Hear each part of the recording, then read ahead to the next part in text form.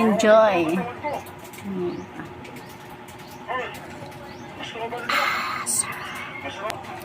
Ayan mga kamamshi, bale, ito yung topic natin ngayon about sa aking coffee bendo machine.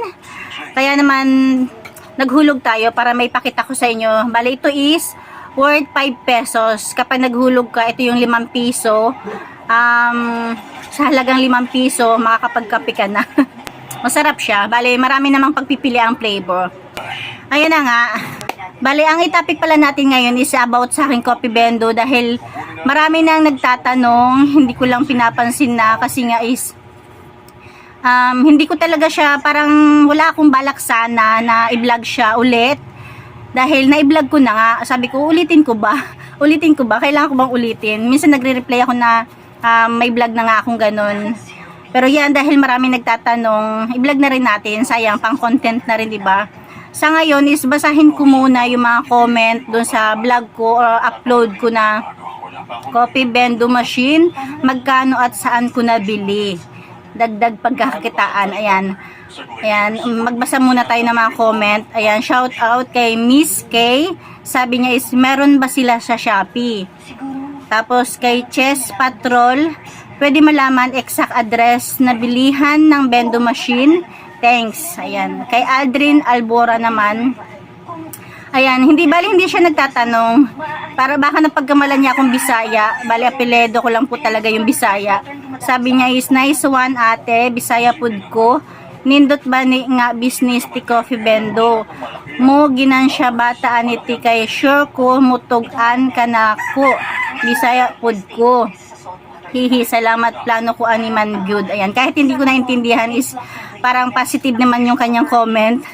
Ayan, kay Ramon Buado, pasuyo po ng exact address po. Ayan, kay Agosto Madriaga, saan po kaya makabili dito?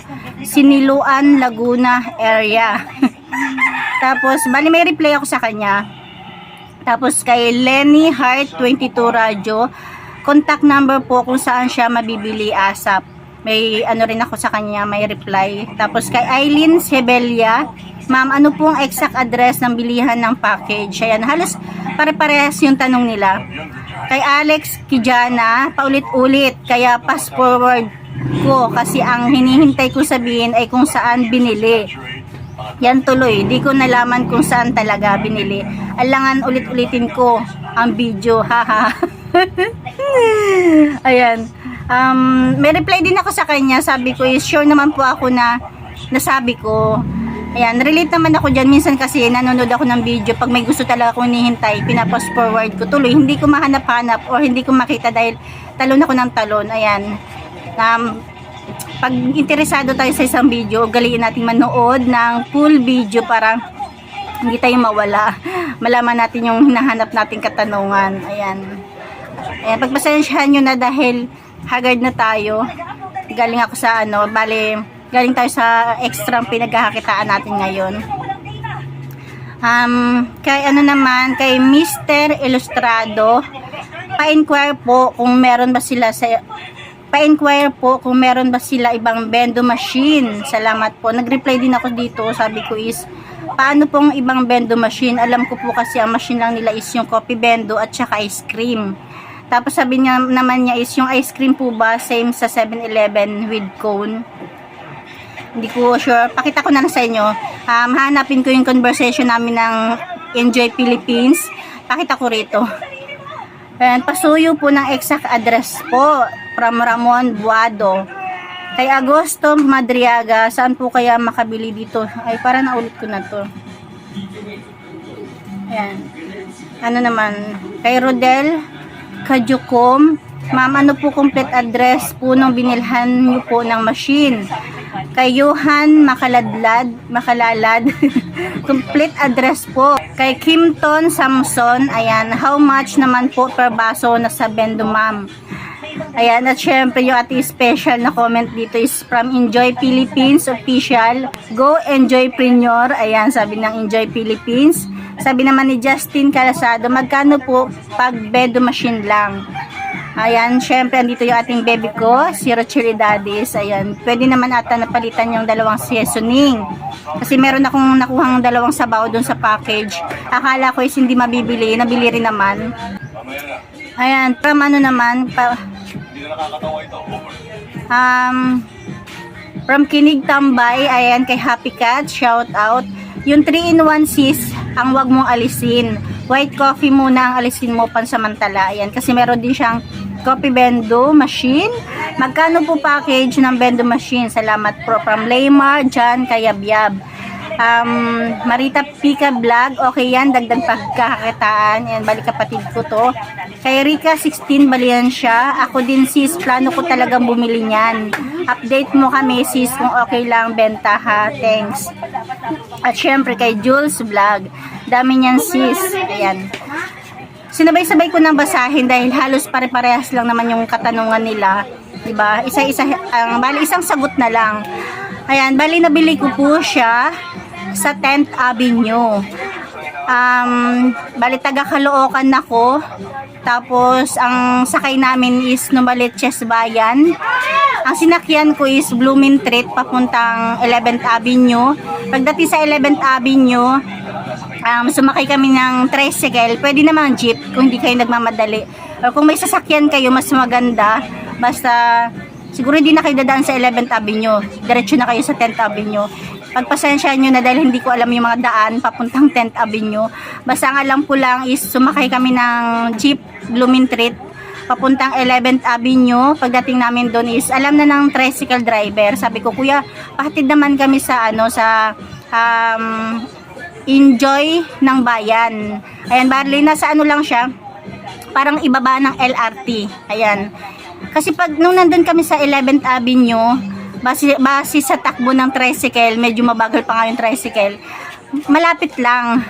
Ayan, kaya kung may sasakyan kayo, magtanong na lang kayo sa driver kung nasa 11th Avenue kayo o nasa 10th Avenue kayo. Ayan, magtanong na lang kayo sa mga driver doon. Kasi makikita nyo naman yung malaking karatulan nila na Enjoy ng Bayan. Ayan, sa mga hindi naman taga Caloocan, basta malapit sa inyo yung 10th Avenue, ayan, doon kayo bumili.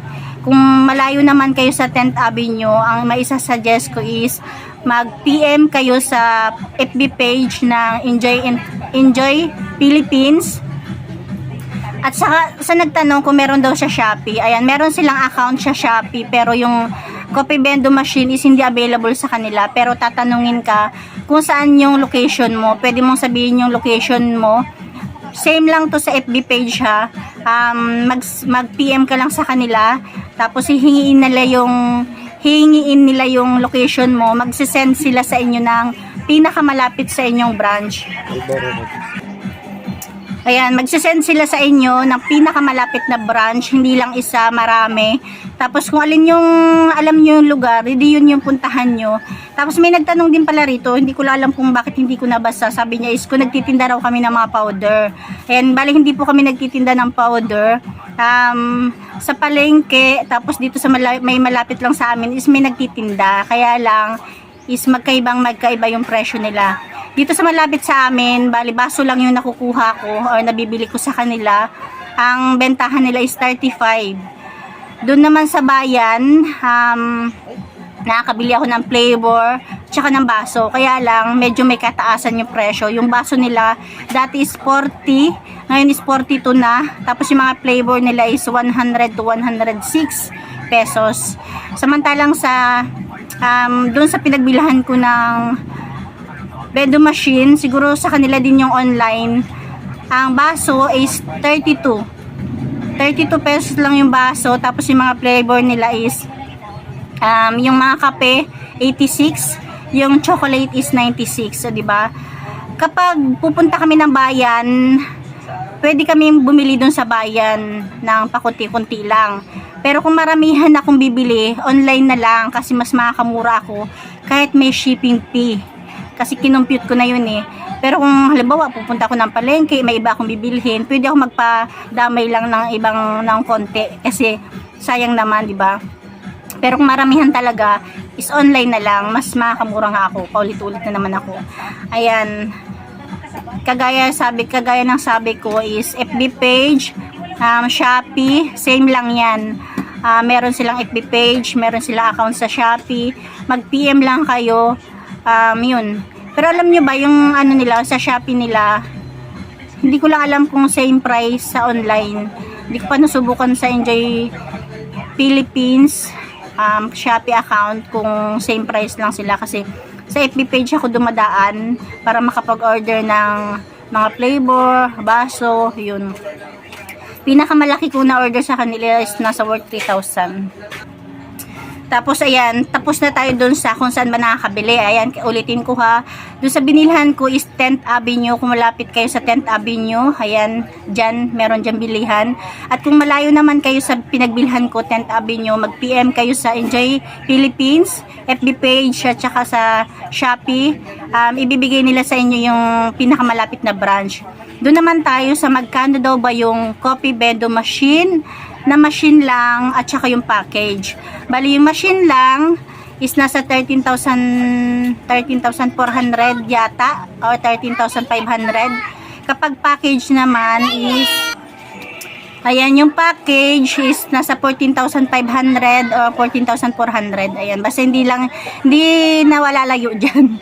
Ayan, bali kung ako sa inyo, mas pipiliin ko na lang yung package. Noong una, gusto ko is machine lang para makapagpili ako ng mga flavor. Pero nung nasubukan ko naman yung sabaw, is okay naman. Kaya ayun, panalo pa rin. Kasi ang package, may kasama na siyang flavor. Tapos may kasama ng isang box ng baso.